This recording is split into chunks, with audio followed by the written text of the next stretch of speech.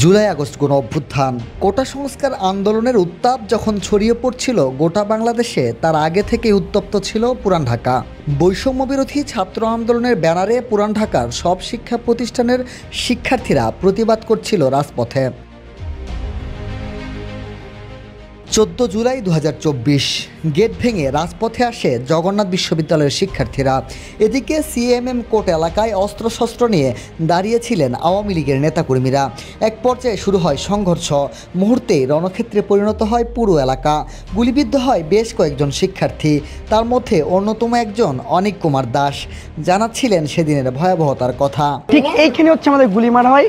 আমরা যখন আমাদের সহযোগিতার উপর ধাওয়া করা হয় তখন আমরা তাদের পাল্টা ধাওয়া দিয়ে আমরা এখানে আসি। প্রায় 20-25 জনের একটা গ্রুপ, প্রায় 4-5 জনের বন্দুক ছিল, দেশীয় অস্ত্র ছিল, রামদাও চাপাতি, তারা অতর্কিত আমাদের হামলা করে এবং একটা গুলি 1 মিটার দূর থেকে আমার ঠিক এখানটায় লাগে এবং আমি বুঝতে পারি যে গুলি লেগেছে, কিন্তু রক্ত পড়তেছিল এবং শরীর সম্পূর্ণ নিস্তেজ হয়ে যাচ্ছিল। তখন আমি এখানে ধরে দাঁড়িয়েছিলাম এবং আমার বন্ধু মাই আমাকে নিয়ে হচ্ছে মেইন রাস্তায় চলে যায় এবং সেখানে আমার অন্যান্য সহযোদ্ধারা ছিল, তারা হচ্ছে আমাকে ন্যাশনাল মেডিকেলে যায় এবং পরবর্তীতে আমাকে সেখান থেকে ঢাকা মেডিকেলে পাঠিয়ে দেওয়া হয়। গুলিবিদ্ধ অনেককে হাসপাতালেও ছাড় দেয়নি আওয়ামী লীগের সন্ত্রাসীরা। জোর করে আওয়ামী লীগের পক্ষে বিবৃতি নেওয়ার চেষ্টা করেন তারা। বিবৃতি না পেয়ে ঢাকা মেডিকেলে চিকিৎসা বন্ধ হয় অনেকের। আমি গুলি লাগার পরে 3 মাস হসপিটালে ভর্তি ছিলাম। তো প্রথম যখন আমাকে ঢাকা মেডিকেলে নিয়ে যাওয়া হয়, সেখানে আমাকে সাদ্দাম হোসেন আসে এবং আমাকে একটা বিবৃতি নেওয়ার চেষ্টা করে যে ছাত্রলীগ বা আওয়ামী লীগ সন্ত্রাসী আমাকে গুলি মারে না, কিন্তু আমি অস্বীকার করি। আমি তার মুখের উপর বলে দিই যে না, আমাকে আওয়ামী লীগ সন্ত্রাসীরা, যুবলীগ, ছাত্রলীগের সন্ত্রাসীরাই যৌথভাবে আমার উপর হামলা চালায়। তো আমার কথা রাগান্বিত হয়ে আমাকে ওই দিনই হসপিটাল থেকে বের করে দেয়, জোর করে আমাকে চিকিৎসা না করে ঢাকা মেডিকেল থেকে বের করে দেওয়া হয়। এতেও ক্ষান্ত হয়নি ফ্যাসিস্টরা, হামলা চালানো হয় তার বাড়িঘরেও। হিন্দু পরিবারের সন্তান হয়েও হাসিনার বিরুদ্ধে আন্দোলন করায় চাপ আসে পরিবারের সদস্যদের উপরও। টানা তৃতীয়বার অর্জন করেছে দেশের সেরা সুপার ব্র্যান্ড স্বীকৃতি বসুন্ধরা টিস্যু। বাগার সম্পূর্ণ একটা আওয়ামী লীগ অঞ্চল এবং আমি একটা হিন্দু পরিবার থেকে আসছি। তো একটা হিন্দু পরিবার থেকে এসে, আওয়ামী লীগ ঘোষিত অঞ্চল থেকে এসে সরাসরি শেখ হাসিনার বিরুদ্ধে একটা আন্দোলন সংগ্রামে সামনের সারি থেকে নেতৃত্ব দিয়েছি। এটা আমার জেলা আওয়ামী লীগ, জেলা ছাত্রলীগ বা এই যে স্বঘোষিত যারা আওয়ামী লীগপন্থী ছিল তারা কেউ পছন্দ করে নাই। তো আমি যখন গুলিবিদ্ধ হই আন্দোলনে, তখন আমার পরিবারের উপর একটা মানসিক টর্চার শুরু হয়। আমার ঘরবাড়ি ভাঙচুর করা হয় এবং আমাকে সম্পূর্ণ মৃত্যু দেওয়া হয়।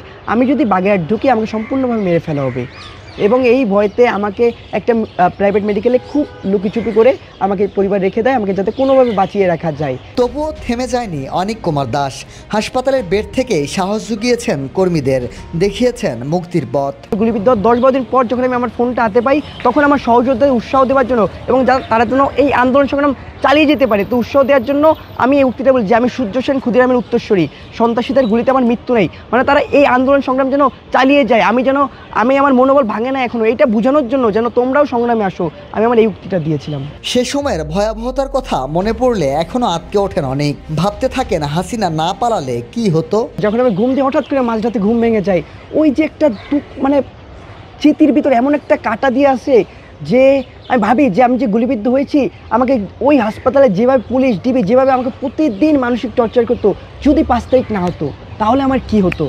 আমি কি ওই হসপিটাল থেকে আমি সরাসরি জেলে নিয়ে যেত, নাকি আমি ওই হসপিটালকে মেরে ফেলা হতো, নাকি আমি অসুস্থ অবস্থায় কোনো ওই জেলের কোনায় পচে মরে যেতাম?